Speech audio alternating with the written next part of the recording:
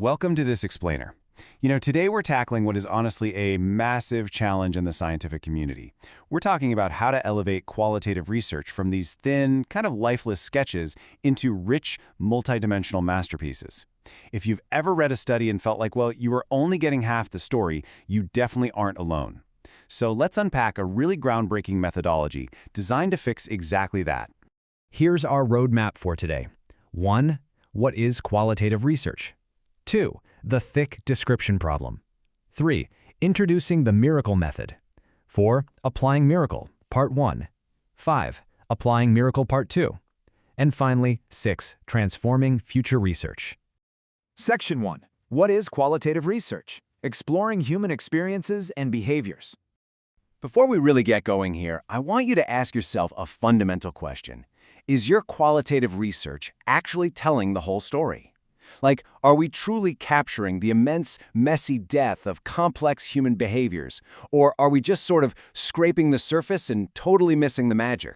Think about it. Qualitative research is the tool we reach for when we desperately need to understand the why and the how of the human experience, not just the how many. We use it to explore, understand, and evaluate these incredibly intricate social phenomena, all to inform critical practice and policy. But here's the catch. Finding that why requires a very specific type of reporting. And that brings us to the concept of thick description. Essentially, this is a thorough account of your participants' views, their intents, motives, and contexts. It literally gives depth, emotion, and sociological dimension to your findings. Think of it like this. A thin description is basically a stick figure drawing. It's just the bare minimum outline. A thick description, on the other hand, is a fully rendered 3D portrait that captures the lighting, the mood, and the entire social web connecting that subject to the real world.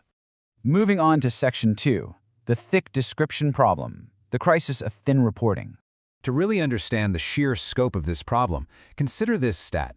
A major review of social work research found that a dismal 16% of published articles actually provided evidence of using thick description. Just 16%.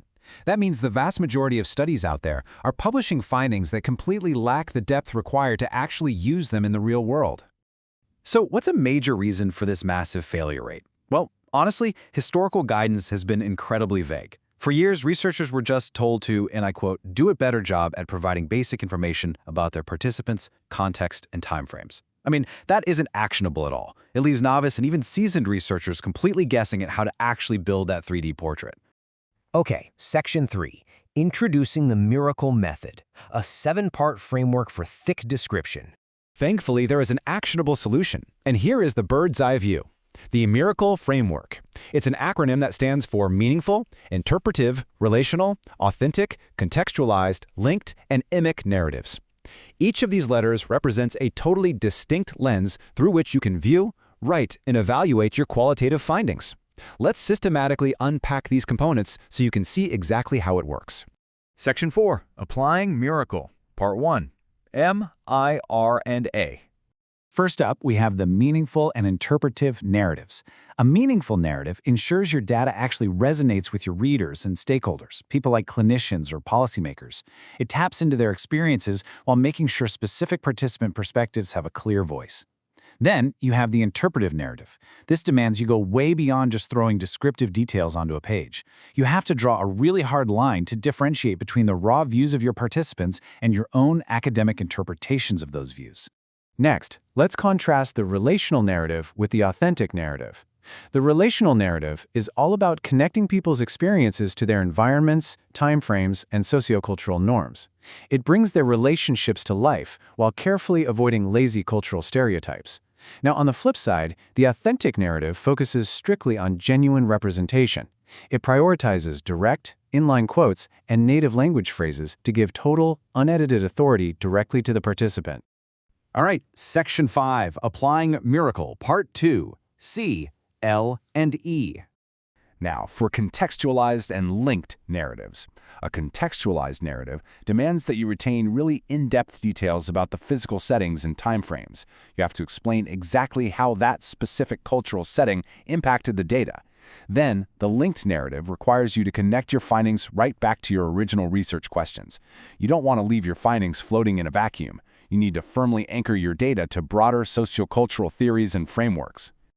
Now here is a really fascinating distinction. While the authentic narrative we just talked about focuses super tightly on exact words and empowering single individual voices, the emic narrative actually zooms way out.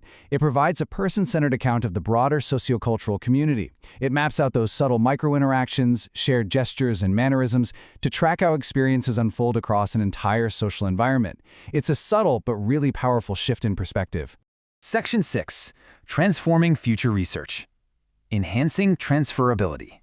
And here is the ultimate payoff for all this hard work. When you use these 7 narratives to achieve that fully rendered 3D portrait of thick description, it significantly improves the transferability and analytical generalization of your qualitative findings. By providing that rich context, you're empowering other researchers and policymakers to confidently take your findings and apply them to brand new, totally diverse settings. It makes your research infinitely more valuable. So, I want to leave you with this final challenge. Now that you've got the Miracle framework in your toolkit, how will you apply it to build a vivid 3D portrait of your next study? I think it's high time we all move past that stick figure data and start revealing the true, incredible depth of the human experience. Thanks so much for joining me on this explainer, and I'll catch you next time.